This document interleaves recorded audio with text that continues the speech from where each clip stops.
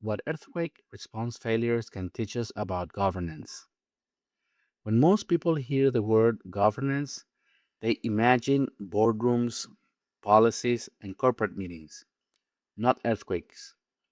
But some of the most important lessons about governance, risk, and compliance don't come from businesses, they come from crisis.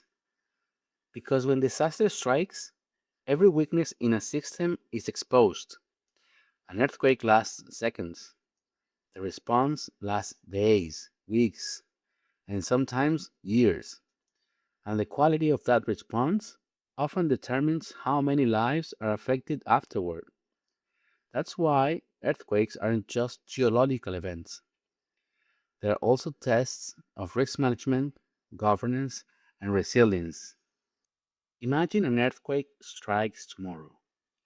Buildings shake, power goes out, communication systems become overloaded, roads are damaged, people need help immediately. Now ask yourself, who is in charge?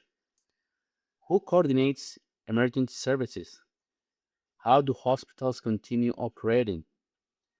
How does information reach the public?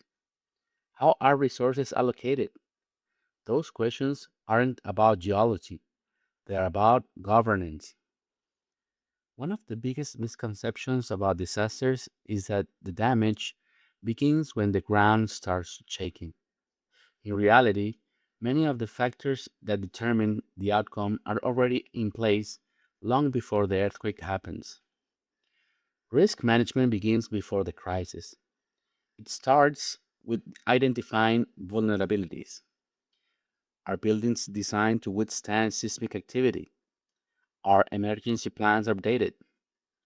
Have response teams trained for this scenario? Are communications systems resilient? Have agencies practiced working together? Good risk management doesn't prevent every disaster, but it can dramatically reduce the impact.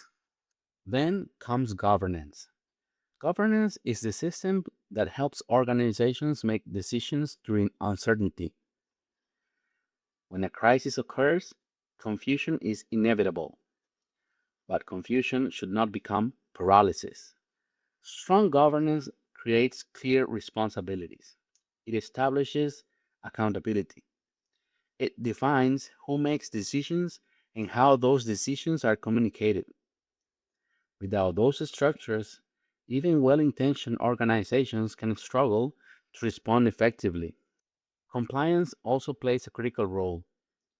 Many safety regulations exist because previous disasters reveal weaknesses. Building codes, emergency procedures, infrastructure standards, inspection requirements. On paper, this can look like bureaucracy until a disaster happens. Then suddenly, those requirements become the difference between resilience and failure. Compliance is often invisible when everything is working. Its value becomes obvious when systems are tested. One of the most important lessons from disaster response is this: a crisis does not create the strength of a system, it reveals it.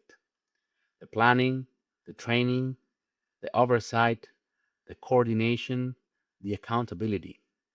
All of those things exist before the emergency begins.